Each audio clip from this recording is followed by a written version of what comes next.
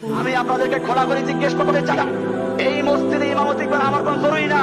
আমার মুসল্লিরা যদি আমাকে না চায়, একদিনও থাকতে রাজি না। আপনারা কি চান যে আমি মসজিদ ছেড়ে চলে যাই? কে কে চান? কে কে চান হাত উঠান। না না, আমি থাকবো না, এটা কে কে চান? এই মসজিদে থাকবো না। এইখানে কমিটির সেক্রেটারি, কমিটির সভাপতি এরা বলেছে আমি যতদিন মসজিদে থাকবো অতদিন নাকি তারা মসজিদে কোনো কাজ করবে না। মসজিদের 7.5 লাখ টাকা উঠে দিয়েছে এখানে। মসজিদের দোতলার আরেক তলা 3.5 তলার কাছে রয়েছে ছাদ করার জন্য। ছাদ করে নাই তারা। আর তারা বারবার আমাকে বাদ দেওয়ার জন্য, আমাকে মসজিদে খেদানোর জন্য বিভিন্ন চক্রান্ত, বিভিন্ন ষড়যন্ত্র লিপ্ত আছে। শুক্রবারে যখন আমরা মসজিদে কাতার বানাই তখন অনেকে কষ্ট হয়ে যায়, আর বাস্তবেও কষ্ট হয়, জুতার বাক্সে চিন্তা করতে হয়। অনেকে বলে এটা।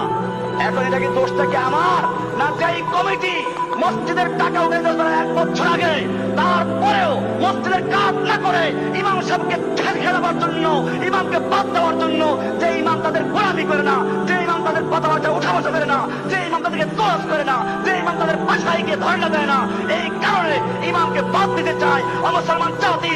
আমি জিজ্ঞেস করতে চাই, সেই কমিটি তোমরা মানো কিনা? এই কমিটি আজকে বাতিল হয়ে গেছে। আজিজুর রহমানের কমিটি, সেক্রেটারি আজিজুর রহমানের কমিটি বাতিল হয়ে গেছে মসজিদের জনগণের রায় দিয়ে। সুতরাং আমি পরিষ্কার বলতে চাই, নতুন কমিটি করে এই মসজিদের বাকি কাজ করার জন্য আমরা তৈরি আছি ইনশাআল্লাহ। আমার ভাইয়েরা, আমি কোন কমিটির গোলামি করি না, কোন কমিটির মুসল্লি ইমামতি করি না। ইমামতি করি মুসল্লিদের।